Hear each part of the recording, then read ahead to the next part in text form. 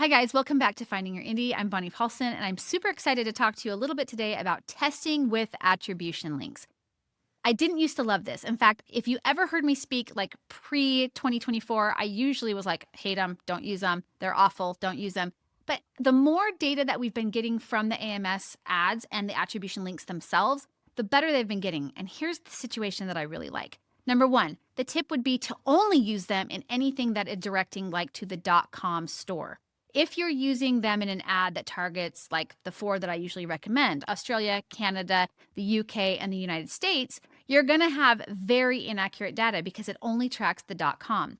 I have used the attribution links in a couple of the other style of stores that are available, but they're not very good. So hold off until you start using those until things start getting a little bit better over there. Okay, so they're still in beta stage. I've had the beta access for a little while, but again, if you have access, hold off just for now because we're waiting for their data to catch up and for things to kind of smooth out over there. But if you're using the attribution links, you should only be targeting the .com store with them because they're going to give you better information. I've also learned with a lot of testing, and a client of mine does a great job with this, and she brought this to me. She was like, this is what I've learned. Well, I took it a step further and I tried it with other URL shorteners like Bitly, okay? Geniuslinks is a good one. I also, use reader links, which is through Author Helper Suite. That's the one I usually recommend for everybody. But again, if you use any of these link aggregators, I would say that they will actually improve your attribution data and the conversion rates that actually go through. So check out using those and putting your attribution links and tags into one of these link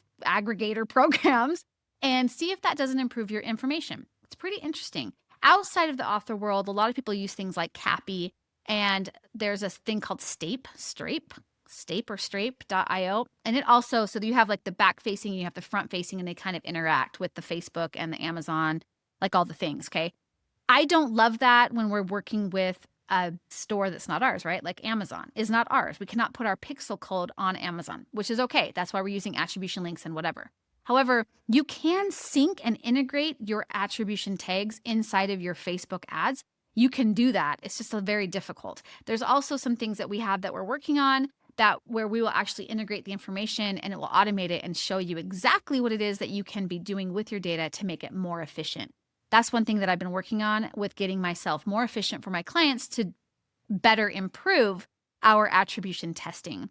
I think attribution links, using them are terrific now. I do not believe that they still give correct data, obviously. Number two, they're usually behind on their reporting. It's attrition rate, right? And sometimes they show up and sometimes they don't. I did have where we did some testing about 4 weeks ago, and it was like we had 7 people who we watched purchase it. They sent us Loom videos, all 7 people. And we waited for 2 weeks for that attribution data to show up, and we never saw it. These were on books that nobody knew about. We were just kind of testing to see the links. So those 7 purchases did not show up for 2 weeks. So I'm not sure just how accurate the attribution links are, but they should show us some kind of a trend.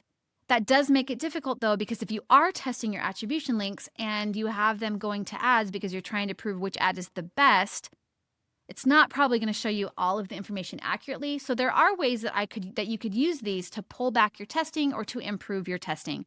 One of those ways would be to isolate an attribution tagged ad that you have that is showing maybe over on your attribution information and you're showing that it's doing really well.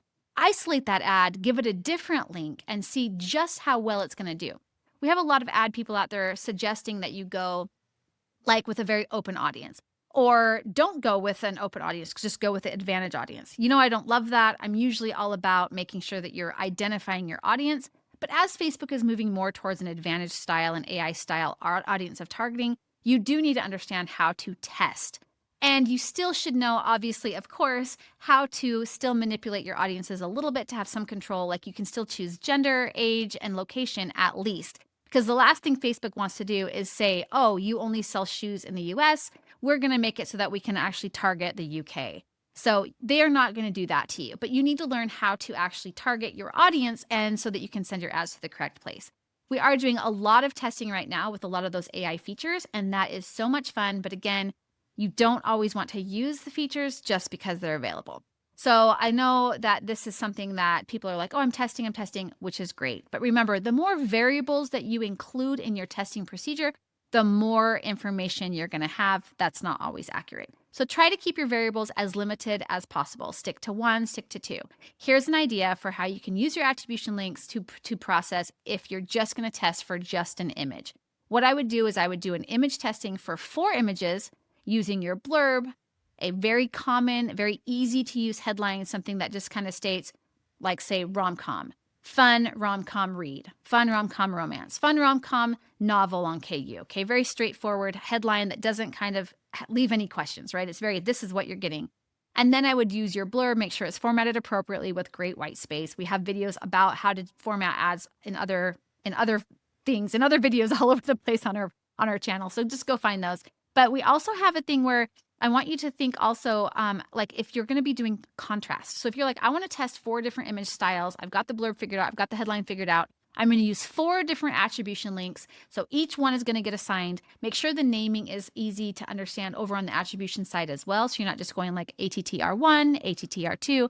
Make sure it says ATTR1 image dark, right? Like whatever you're doing, make sure that the naming convention is very clear on both attribution link side and your Facebook ad side or TikTok ad side, whatever side you're running the ads on, okay? So once you do that, you're going to maybe do an image that is high contrasty. You're going to do an image that has a book cover in it. You're going to have an image that has, maybe it's black and white, maybe another one that's just landscape couples. It depends on what you're doing, but make sure that you have 4 very different styles of images. So, because what you're going to be testing for is the image style. Once you test out that, then you can move in. You're like, okay, the contrasty seems to be the most popular. We're going to do that one. And then you'll single that one out and see if the attribution holds true as you pull that out, and it's about 2 weeks worth of information. Yes, it can get to be expensive. That's where the most money is spent, is in the testing. Because once you get into that part, once you get past the testing part, the rest of it is cake. Scaling is cake. All of that is super easy to do. So make sure that you are willing to spend the money in the testing so that you can actually, and use the tools that you have available to you. Use attribution links. They're free to use. Use Facebook ads. Do the best that you can with them. If you know how to do them, great. If you don't, we have so many tutorials. There's so much free out there that we have free tools as well. You can also join our HiveMind group, and we actually do a lot of stuff where we talk out. You can bring it in and we'll say, oh, you probably need to change your audience here, or oh, go and try this for this, or your image doesn't look this way, or this is what your landing page is looking like. So HiveMind is really a great place. It's kind of like a mastermind group. We also work on your infrastructure inside of there, which is partly using your attribution links and understanding your data. So I really recommend that you are starting to test your stuff. Content creation, which is what you are as an author, you're creating content. It's not about creating content all the time. It's usually about getting your content in front of the people who need to see it. Okay, guys, this was a lot of information. Again, we have Boss Mode that just started up. We have HiveMind that goes on every month. We have calls, all kinds of stuff going on with HiveMind. And we have a lot of courses and products that we have out there to help you better your author business. It's all about helping each other get to where we need to be and helping readers find the books that they need to read. Okay, guys, hit like and subscribe. Go ahead and comment down below. And I hope that you let us know where you're coming from, what you need help with, and go join our free Facebook group. We would love to talk to you and see how we can help you figure out ways to test and reclaim your indie status. Thanks, you guys.